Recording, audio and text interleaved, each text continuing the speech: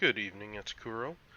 Got a tier 9 game in my tier 8 Kagero. Going over the matchmaking. No radar, no CVs. What is this bullshit? What it is, it's first time in a while I've seen it. DD Apocalypse. 5 destroyers in this game.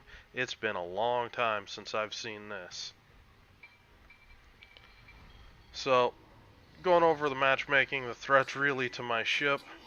Fletcher, Yagumo, Akazuki, and the Alpha on the Bliska. I'm not too worried about the Ognivoy, although Ognivoy Torps are pretty fantastic for hitting things. So, always going to be something you got to watch when you're dealing with an Ognivoy. Now, the guns are pretty useful. Um, I really, I haven't seen anybody use them to good effect on like 99% of the time, so I don't rate him nearly as high a threat as Bliska, even though he's a little sneakier, that kind of thing. The map is Neighbors, 3-cap domination. I spawn over with a Tashkent, and I am, it's rare at for the moment. I'm popping my speed boost, and right out of the gate, I want to get up here to C-cap. I'm popping my speed boost only because Tashkent is so much faster than me. I do have a speed flag on. I do have the extended speed boost module that increases my speed boost by an additional minute. So it does leave me some tactical flexibility for getting up here on the cap. I still have another minute 30 left of speed boost, whereas if I didn't have this module, I'd be looking at only 30 seconds. So you can kind of see where that investment pays off when you're dealing with coal. Now my plan is I want to try to pick out any enemy destroyers and let my Tashkent kind of punish them.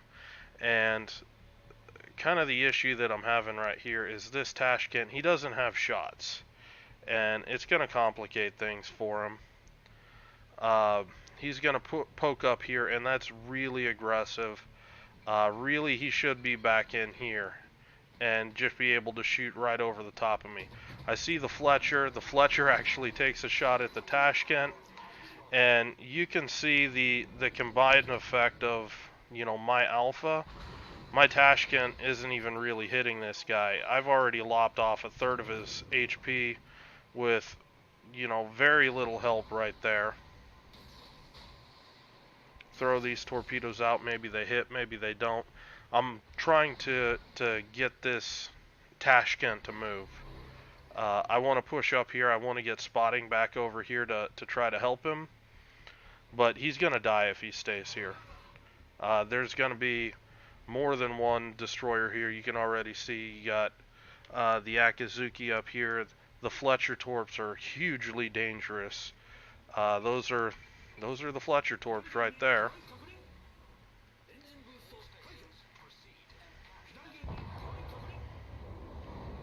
And that was entirely preventable. Uh, with that, that pretty much seals the deal for me on this cap right now. Got to know when to hold them, know when to fold them, and I don't have much in the way of close support. I've got a Lion. I don't want to pick a fight with the Akazuki and the Fletcher at the same time. This Fletcher is pretty beat up, and I think that I could take him, but there's a time and a place, and right now isn't the time. Trying to get these guys to understand that they need to bug the fuck out, because if you look, basic arithmetic again, this is, you know, this is obviously rocket science. This equals more than this means we go this way. And it really is just that simple. And what I'm going to do, I'm going to come up here and I'm going to try to take a blocking position up in around these islands. I do land 2 torpedoes on that King George. Those were just Make-A-Wishes, really.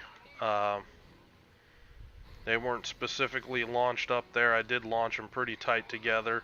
I just figured there's a lot of stuff that could be moving in between these islands. Take a wild shot, because by the time I get back into a torp position, I'm gonna have torps again soon. So this just comes with, you know, smart play. You know, I got lucky on the torp hits, and that helps me out with you know, the damage end of things. Now, if you're looking, you're seeing I'm still playing this fairly aggressive. I don't want to detect these guys. I still want to leave islands where I can, you know, duck and dive around these guys, and just be kind of an elusive pain in the ass. I don't have smoke to disengage, so the last thing I want to do is have something like this Akazuki or this Fletcher get inside 5.4 and just keep running into me, because that's just going to get me wrecked. See the Fletcher again, and he's doing exactly what I don't want him to do, but I have a lot more hit points than he does, and when I hit things like that, it hurts. Not only that, but I have some support from teammates. Unfortunately, I have no idea what happened there. I was hoping to be able to finish off the Fletcher, but at that point, this Fletcher is now combat ineffective. He's basically just reduced to torping. He's not going to be able to push up here into the cap. And that starts to simplify things with me. I'm coming through, you know, Torpedo Alley here. If you're looking, I'm coming in at an angle, and what I'm doing by taking that angle, I'm actually sailing somewhat away from the torpedoes, and I'm making it harder for them to actually push up here, or for these torpedoes to actually hit me.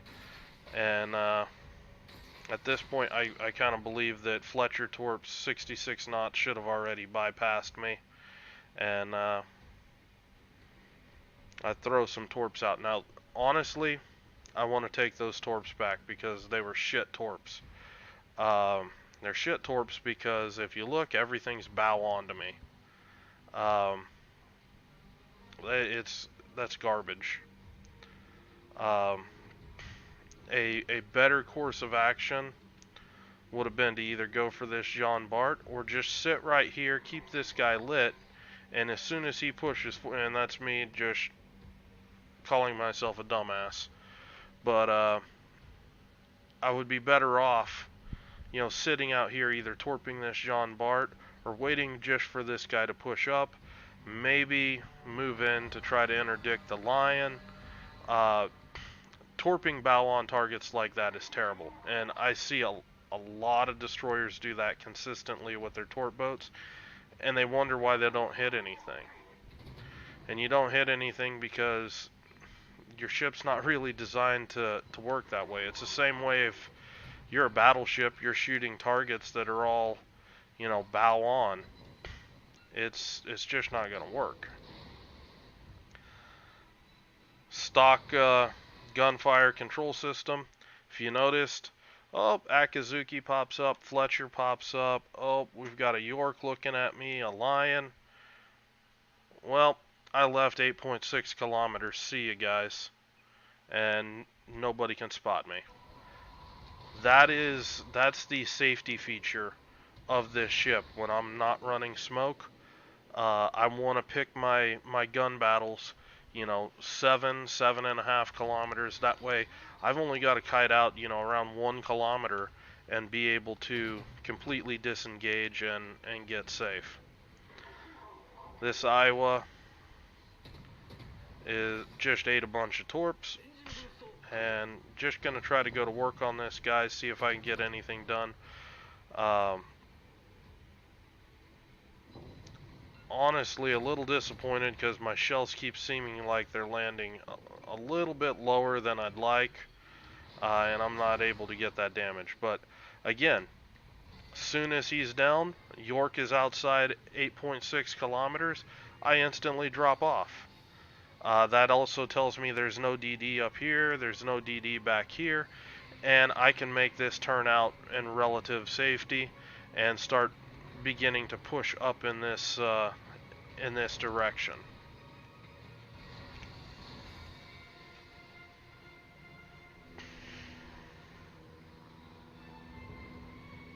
Now I got a Jean Bart. Judging by the closure rate, he's pushing pretty hard, and I'm seeing what looks like an Akazuki shooting in that smoke as well.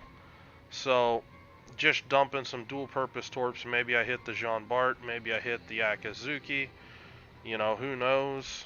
But I am torping from a bad angle, but I've got torpedo reload coming up, and I'm headed to this sort of position where I can start torping back into here and be a much bigger threat to these guys.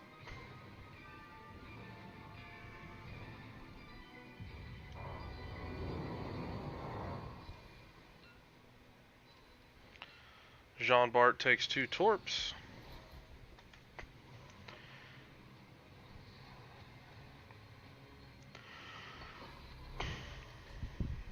I pop my torpedo reload. I'm predicting the Jean Bart is just going to continue reversing backwards. Not having damage control plus taking chunks of damage. Just launching a single set of torps back in there. I'm looking to see what this Akazuki's gonna do. And it looks like he's just gonna try to hide behind this island. So for now, just continuing to push up. Unfortunately, this lion is just kiting out. I don't think this guy's going to push up at all. I see the new smoke popped, so I'm just throwing a set of torps inside that smoke.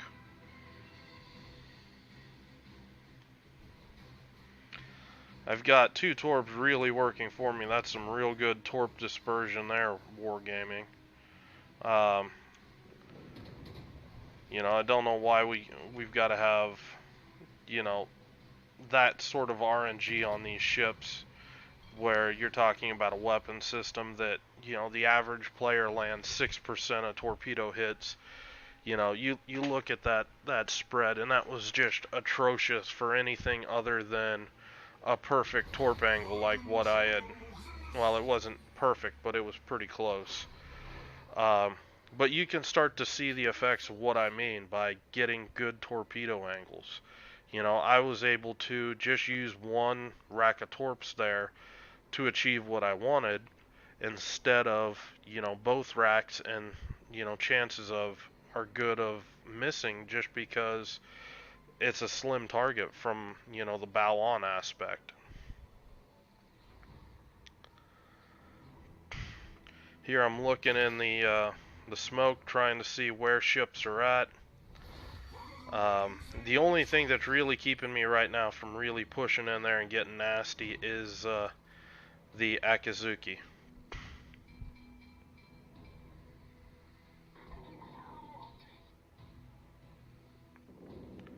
See the Fletcher.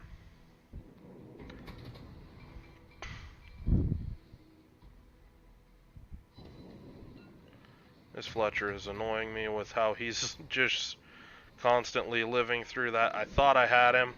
Nope. 0 damage pin. Coming back on the Akazuki, try to get him off the board. And it works, you know, the same way too. That Fletcher was able to get outside of my gun range, and he escapes me.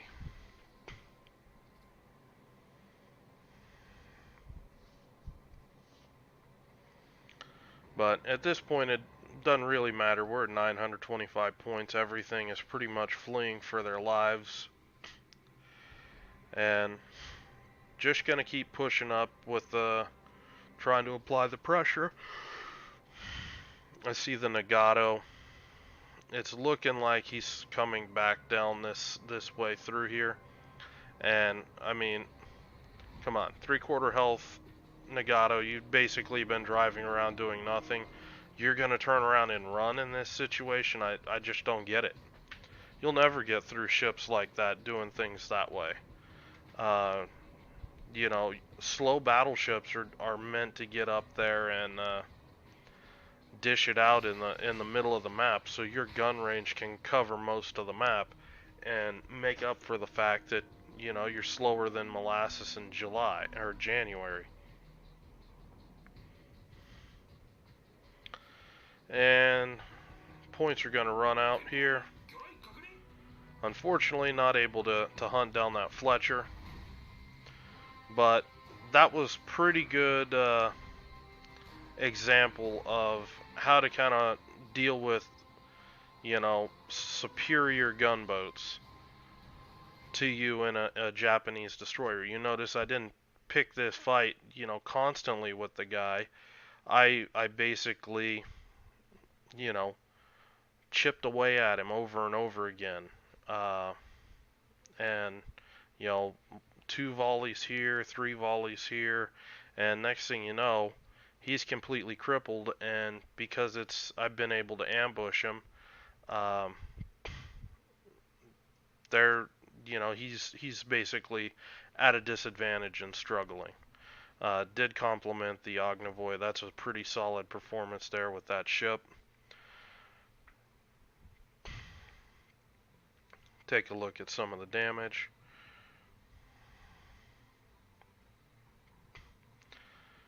And I mean this Fletcher, this was within his wheelhouse. I mean, I can't shoot at this guy beyond 8.6 kilometers.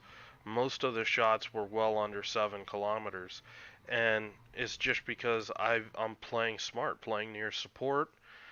He has to smoke up. He can't sit there and try to duke it out with me. And that means that I'm able to get good trades if I can land those shots. And I mean, you know, 2.8 to 3.1, 3.5k volleys on a destroyer, they add up quickly. And it takes him, usually by my calculations, around 4 or 5 volleys before he'll actually catch up to my level of damage. Um, and at that point, if he's able to deny my ability to disengage and we're still below uh, 7 kilometers, he's got a really good chance at actually running away with it.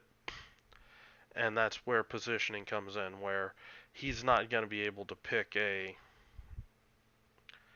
uh, a single confrontation like that, because between myself and my support, he's just going to get nuked.